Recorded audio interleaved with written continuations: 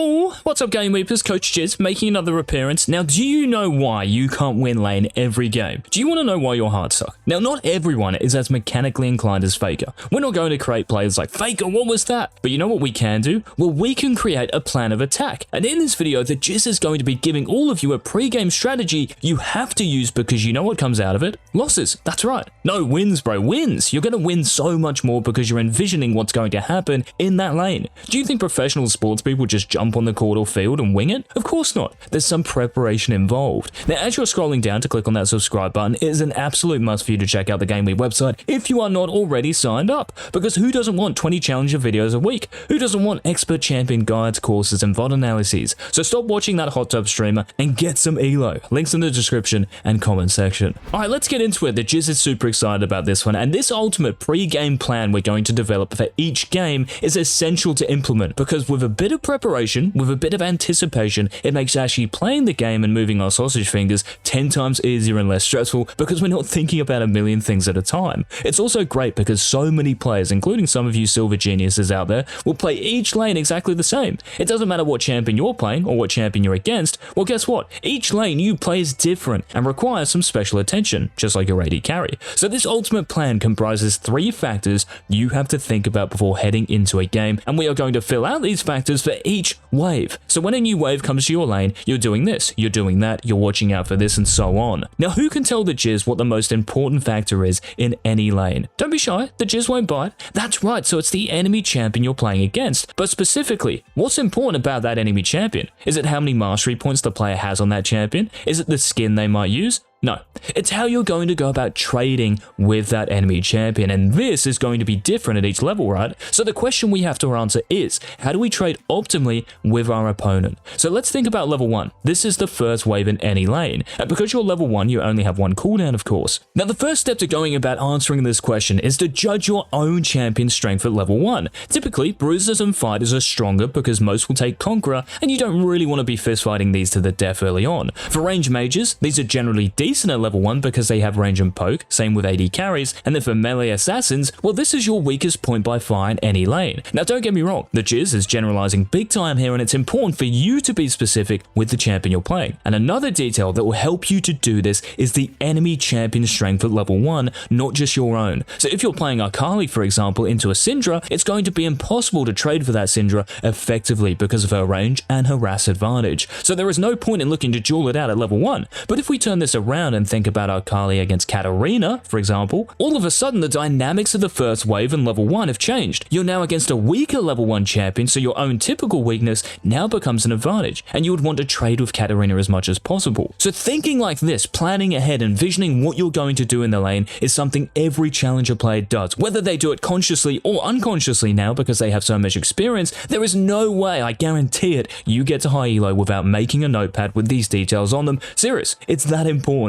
Now, in the bot lane, guys, it's a little different because you have an emotional AD carry and an AFK support to worry about, but same rules apply. Is your champion strong at level 1? So if you're playing Lucian, that answer is yes, and bush camping or straight out trading with your opponent is most of the time going to be a good thing. If you're playing a ranged support like Lulu or Lux, your level 1 is strong because you can harass the enemy champions. But again, it's all well and good establishing how strong your champion is at level 1, but what about the opponent's champions? Let's say you're playing Lucian again and the enemy marksman is Caitlyn. Well, because she outranges you by some margin, you are never going to be able to trade with her and use your passive, right? So during the first wave, you're trying to avoid taking auto attack harass. And if you're a support, well, you might be playing Thresh, who can get poked during the first wave, but what if the enemy support is an Alistar? Well, then the tables have turned and you're the one with a poke. So you can auto attack the cow, and again, and again. And what can you do? Moo? That's about it, right? Now, when I coach students, I like to call these plans we develop memory cards. So can you remember the old PlayStation 1 when you had to save your game onto a memory card and then load it in with that same memory card? That's what we're doing here. We are storing that information, and when we need these imperative details for the matchup we are in, we load that information so we are ready to go. If you don't, you're just starting that campaign all over again. In other words, you're going to stay clamped. Now, do what you've just done for level 1, for level 2, level 3, and then level 6. So at level 2, maybe you can look to find Try your opponent. You might be playing Talon, for example, and you suddenly have some all-in potential. When level 3 comes around during the third minion wave, you might be playing Riven, and now you can start looking for short trades, remembering to save your E and third Q to quickly damage your opponent and then get out. And then level 6,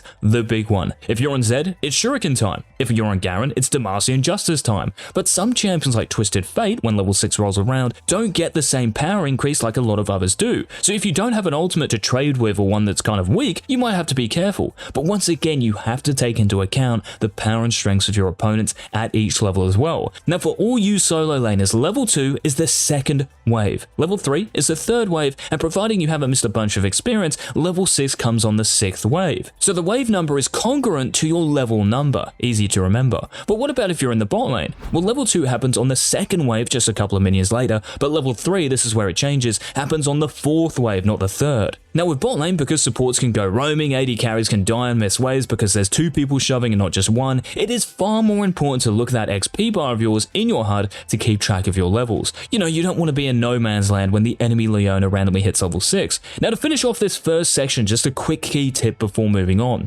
Just because the enemy champion might be stronger than you in a straight up 1v1 at a particular level, sometimes they will use an ability on the minions or use it on you or themselves, and whether it hits or misses, maybe that opens the door for you to jump on them. So making a special note of key abilities you have to watch out for is also a great tactic. This might be something like Syndra's stun, or Ahri's charm, or Darius's pull, or Blitzcrank's hook, and so on. So that's the first part of our pre-game plan, how we are going to trade at each level and during each wave. Now if this style of video is one that gets you going, let the Jizz and Co know by leaving a like down below. And the second part of this ultimate pre-game plan is wave management and CSing. So how are we going to manage the wave and how we are going to CS. Now how you're going to manage your wave in CS actually comes from how you're going to trade with your opponent. So if you establish that at level 1 you're weaker than your opponent, like you're playing Katarina who pretty much loses every matchup right at level 1, you don't really want to push the wave because you're pushing it into the enemy champion. By pushing that wave, you're opening yourself up to ganks. You're opening yourself up to getting damaged by the enemy champion and caught out. So really what you want to be doing in weaker matchups is letting the enemy champions just push into you. You're just going to chill and soak that wave when it actually comes into you. Because trading is just way too risky, you're going to take way too much damage, and even CSing sometimes, if you're allowed to auto attack the CS, of course you go about doing so, but sometimes against good players, they're not going to let you CS for free. So what they're going to do is move up and press you, especially in a melee against a ranged champion matchup, for example. So you might have to write down that you're CSing with your Q on Zed, for example. You might be against a ranged champion and that's all you can do to CS. You can't auto attack the minions. Or you might be in the bot lane and you have an Alistar support. All of a sudden it's impossible to get to level 2, so you can't actually push the wave. So it's much better just to sit back and chill, let the enemy wave come into you until Alistar hits level 2 and level 3 potentially, and then you can start to look to fight. So already you can see how these factors are interdependent. They rely on one another. If you're strong, you want to be pushing the wave to get to level 2, so then you can create a bigger lead for yourself. If you're weaker, you want to let the wave come into you. Now what about if you're the same? What about if that matchup, that trading potential is kind of even? Well in this case guys, it really is a fight for level 2, and how do you go about doing that? Well this is where wave management comes in, right? You have to be auto attacking the wave as soon as it comes to lane. That means you're going to get the push, and when that second wave comes into your lane, you can hit level 2 first and you all of a sudden have the advantage. Now these are also called openings guys, so how you're going to manage those first few waves, and you may have heard the term before. So establishing what kind of opening you have to carry in your game against that particular champion you're against is so